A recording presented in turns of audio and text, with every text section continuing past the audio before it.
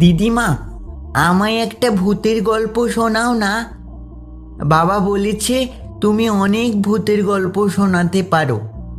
ওরে বাচ্চা, তোমায় ভূতের গল্প শোনালে তোমাকে আর খুঁজে পাওয়া যাবে নাকি?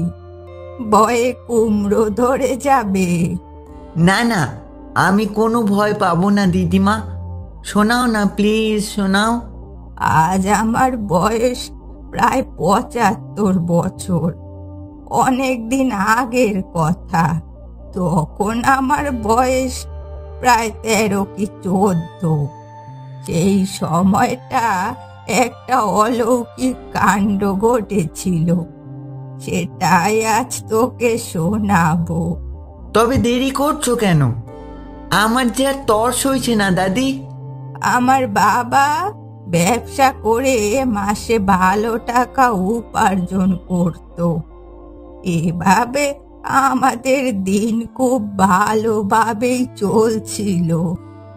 কিন্তু হঠাৎ করে একদিন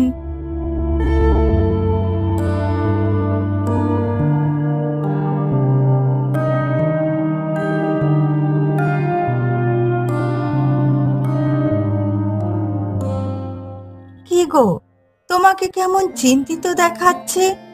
কিছু হয়েছে বলো তো? ব্যবসায় লোকসান পড়ে গেছে গো। জানি না ভাগ্যে কি লেখা আছে। মনে হচ্ছে এ যাত্রায় বাড়িটা চলে যাবে। চিন্তা করো না বাবা, সব ঠিক হয়ে যাবে। ওগো, বলছিলাম কি, আমার কিছু গহনা আছে, ওগুলো বিক্রি করে দিলে হবে না? ও সব হবে না মমতা। এই সিজনে ৩ ট্রাক ভর্তি মালামাল নষ্ট হয়ে গেছে। প্রায় ৩ লাখ টাকা লোকসান হয়ে গেছে। এরপর আমার বাবা বাড়ি বিক্রি করে আমাদের নিয়ে শহরে পাড়ি দিল। আমরা সবাই সেখানে একটা ভাড়া বাসায় উঠলাম, কিন্তু সেখানেও হাঁপ ছেড়ে বাঁচতে পারলাম না। সেদিন বাড়ির সব গোছাতে গোছাতে অনেক রাত হয়ে গেল। এমনি সময় ঘরের এক কোণে এক কান্নার আওয়াজ ভেসে এলো। শব্দটা যেন ধীরে ধীরে বেড়েই চলেছে।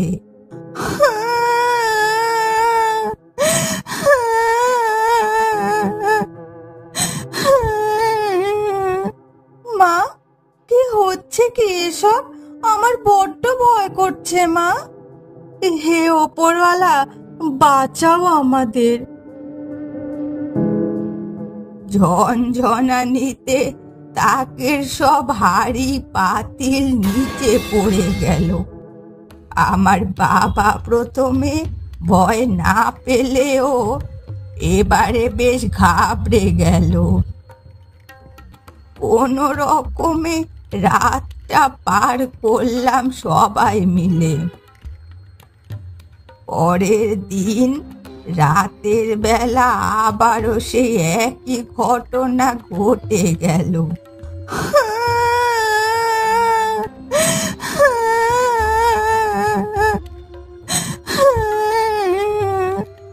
এবার সবাই আরো বেশি ভয় পেয়ে গেলাম। আমরা সবাই একসাথে জড়ো হয়ে কাঁদতে কাঁদতে রাতটা পার করলাম।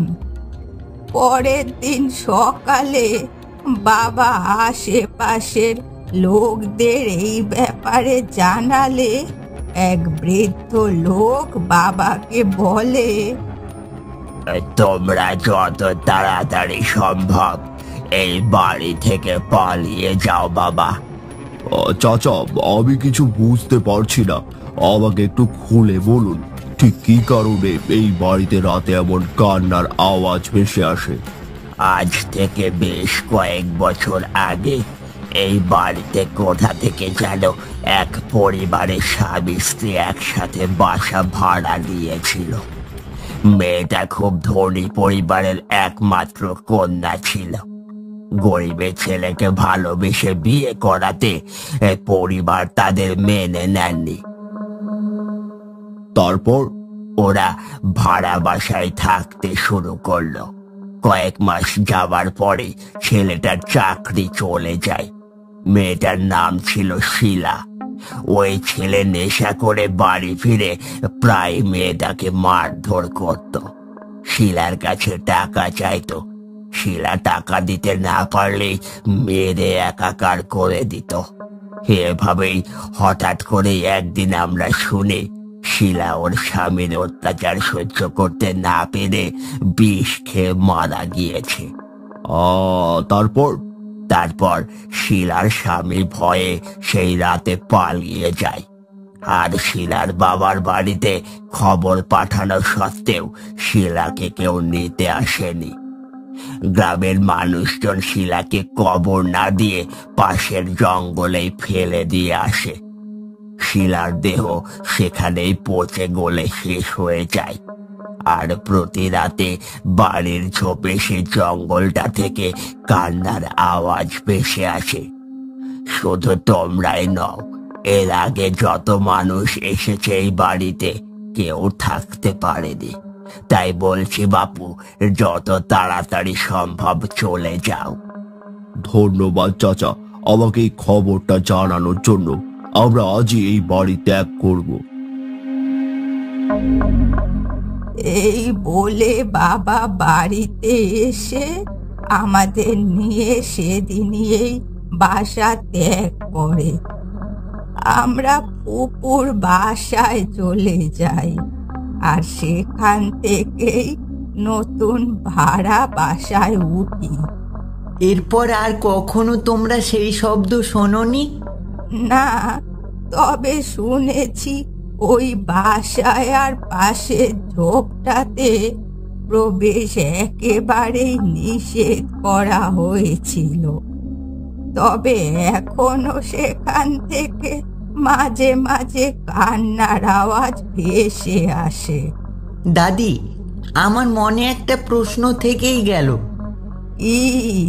শিলা কি বিষ খেয়ে নিজেই আত্মহত্যা করেছিল, নাকি তাকে পরিকল্পিতভাবে তার স্বামী হত্যা করেছিল, যার কারণেই সেই রাতের শিলা এই রাতের ভূত?